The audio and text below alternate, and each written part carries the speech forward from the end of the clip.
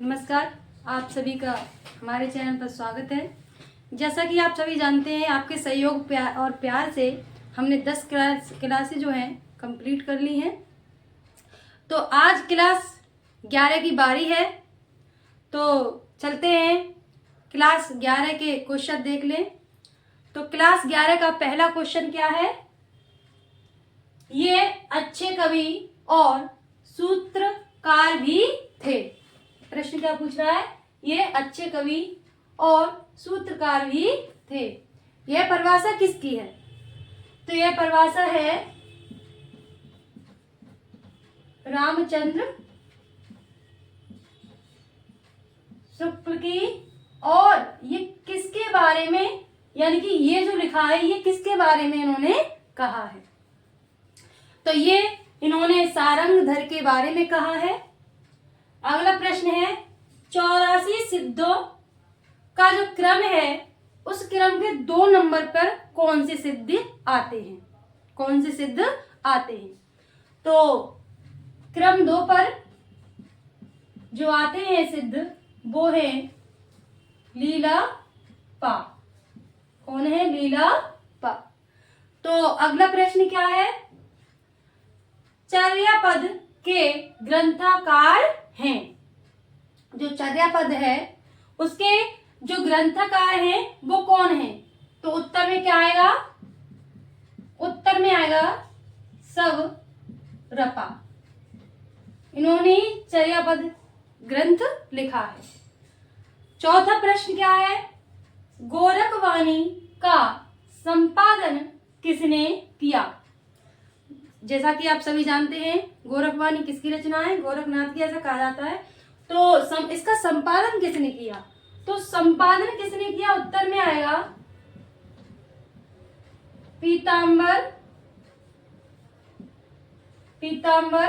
दत्त वर्धवाल ने। किसने? पीताम्बर दत्त वर्धवाल ने। इन्होंने ही इसका संपादन किया। अब प्रश्न क्या है? गोरखवाणी में कुल कितने ग्रंथ हैं? यानी कि जो गोरखवाणी संग्रह है उसमें ग्रंथ पूछ रहा है, कितने ग्रंथ है उसमें? तो उसमें कितने हैं? यह 14। कितने? 14 ग्रंथों का संग्रह कह सकते हैं इसको हम, ठीक है। अगला प्रश्न क्या है कि शालिभद्र सूरी का ग्रंथ है। किसका? शालिभद्र सूरी का ग्रंथ है। उत्तर में क्या आएगा? ये जो है इनका ग्रंथ है भट्टेश्वर बाहुबली रास, ठीक है। चलते हैं अपने अगले प्रश्न की ओर। अगला प्रश्न देख लेते हैं क्या कह रहा है। नेमिनाथ रास का प्रकाशन वर्ष है। किस ग्रंथ का पूछ रहा है? कि नेमिनाथ रास का प्रकाशन वर्ष है। क्योंकि क्वेश्चन अब क्या है, डीपली आते हैं, तो ये डीपली क्या है? उत्तर क्या है इसमें? सन 1213। तो देख लेते हैं अपना अगला प्रश्न। अगला प्रश्न क्या कह रहा है? अगला प्रश्न जो है वो क्या कह रहा है कि रेवंतगिरी किसकी रचना है? रेवंतगिरी किसकी रचना है? तो उत्तर में क्या आएगा? रेवंतगिरी रचना किनकी है? विजय सेन सूरी। किसकी रचना है ये? विजय सेन सूरी। विजय सेन सूरी। अब क्या है? चंदनवाला, जो चंदनवाला ग्रंथ है उसका यह क्या है? यह खंड काव्य है, मुक्त काव्य है या प्रबंध काव्य है? क्या है ये? तो उत्तर में क्या आएगा? यह एक खंड काव्य है। क्या है? खंड काव्य है। और इसमें कुल 35 छंद हैं। कितने छंद हैं?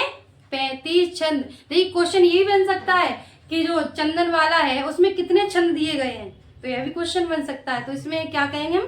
35 छंद दिए गए हैं। अब कडप्पा किसके शिष्य थे? कडप्पा क्या है? आप सभी जानते हैं, ये भी एक सिद्ध हैं।